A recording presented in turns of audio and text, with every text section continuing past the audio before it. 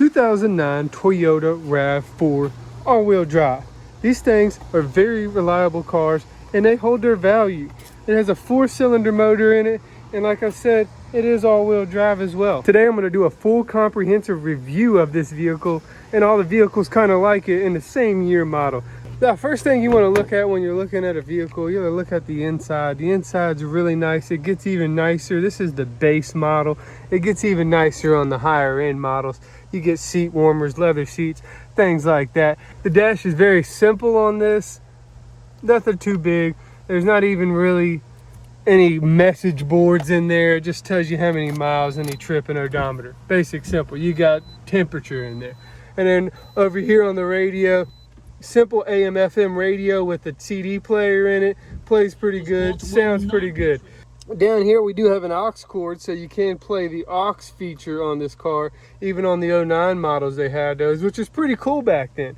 I mean, they didn't really have aux back then. That's really more of a future thing. No Bluetooth yet, but basic MP3 WMA features here, and nice aux cord there for it. Got a nice manual HVAC unit here. They do come with the electrical HVAC units, but this is a manual one. You can feel it turn the blend doors in there by cable, which I like better. You don't have to replace blend door actuators.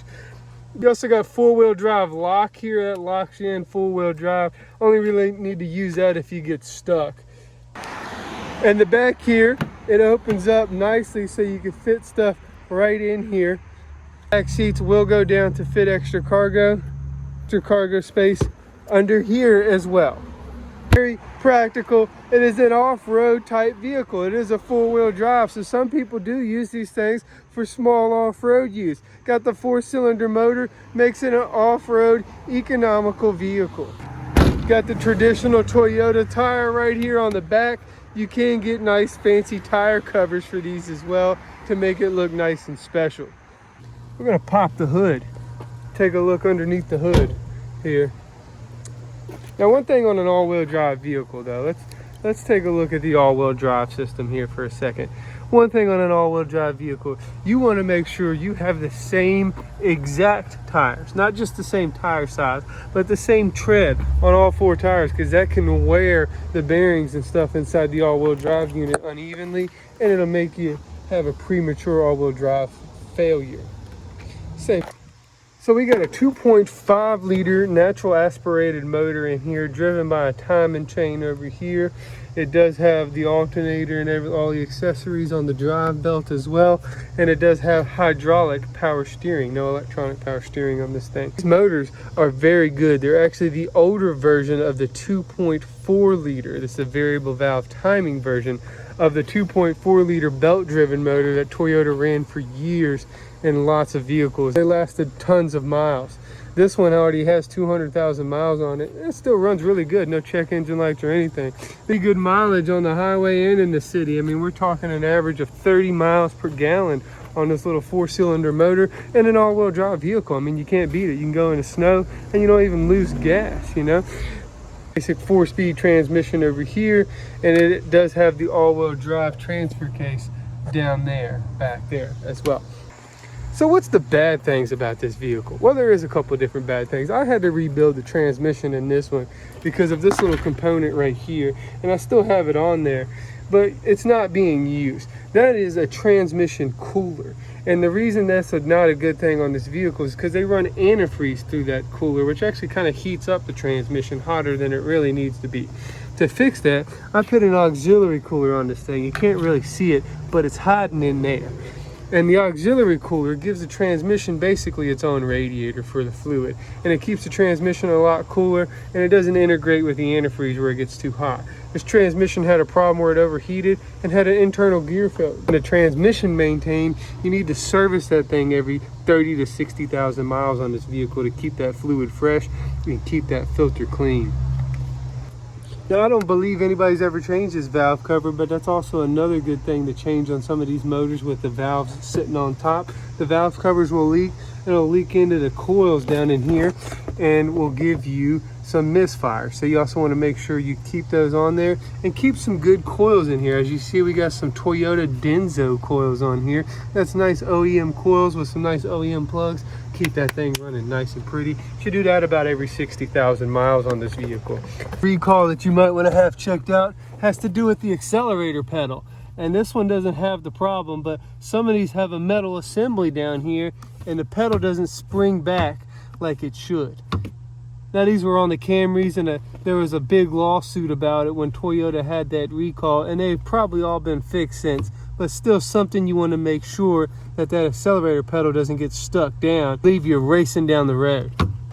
Now the next recall doesn't really pertain to this vehicle because we do not have seat warmers. But the vehicles that have the seat warmers that go in this spot right here, sometimes the coils in the seat will stay on and short out, and it'll cause a fire inside the vehicle. So you definitely want to make sure you don't have that on your vehicle. You can call a Toyota dealership to make sure. Another recall on some of these vehicles is the switch on the window will short out, melt, and it has an risk for fire. Those recalls, not really something big you should worry about. Most of these vehicles have had all those recalls taken care of by now, and Toyota's really good about taking care of recalls. Get in it, we go to drive it, and like I said, no check engine lights, no lights on the dash or anything, 200,000 miles. Now these RAV4s, they are a little rugged, which means you can kind of feel the motor, feel the transmission in it, feel everything, how it drives, feel the mechanics of it. And some people like that. Now we do have a tire pressure light on, has nice tire pressure sensors on this model. Now we did rebuild the transmission in this one, so it's shifting nice and smooth now.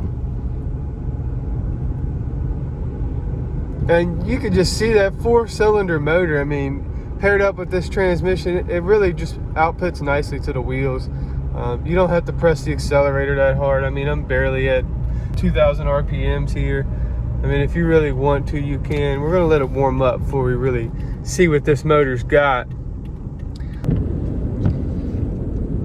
So yeah, driving it's very nice. I do enjoy driving these vehicles. I wish this package had the sunroof, but it doesn't. But I enjoy driving any Toyota. I mean, it's almost like driving a Camry that's all-wheel drive that sits up a little higher, honestly, is what it feels like to me. And it's really essentially what it is with this transmission and motor paired together. Now, sometimes the Camrys will come with a different transmission. Just, you know, I don't think there's anything different in the way it drives. It's just kind of set up differently for, I would say, smaller, more efficient speeds to try to, you know, this one needs a little more power because it's all-wheel drive and it's got to turn all 4 wheels, so it needs a little more torque in it. Anyway, all right, we're gonna really see what she can do now. We got the motor nice and warmed up, and we're gonna see how she accelerates a little bit and see how she compares with other cars that I've driven. Here, pulling up to a nice angle here. We're gonna race a Tundra over here. He's giving me a little bit of a head start. I'm not sure how fast he's gonna accelerate, honestly. I really don't know that guy. He's kind of just smoking a cigarette, probably on his way to work, so he might not be driving too fast. But still, we're gonna pit a 4-cylinder up against a V8 here, and just see. Here he goes. He's evening it up now, and we're waiting on green here. We got turns coming, so we're waiting on green, and we're gonna see how it compares to a truck, the Toyota truck. That's a newer truck than this. So it's still a little unfair. As you see, he's still giving me a little bit of a head start, about 3 or 4 feet. Oh, I'm beating him off the line. This thing accelerates really nice. Very quick. Now I'm not giving it too much, and we're gonna ease off here because I don't want to break the speed limit. And we're on a main road here. Yeah, it accelerates very nicely. I mean, you can't beat it. This thing will get right out the way. We got that Tundra. He's coming up the side here. He's trying to catch back up to us. I can't complain at all about the acceleration. I really like it. I really like the way these things drive. I highly recommend them because they are very reliable vehicles. They last a very long time, and they drive very nicely. I mean, it's four-wheel drive. I mean, what else could you ask for? It's a Camry, sits up higher, and it's got 4-wheel drive, and it's very spacious and comfy in here.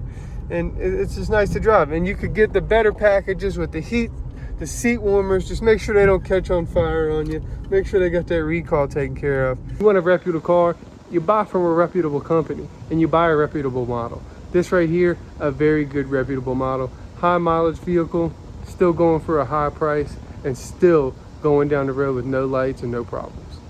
Follow for more vehicles like this, and until next time, you can just call me Eddie.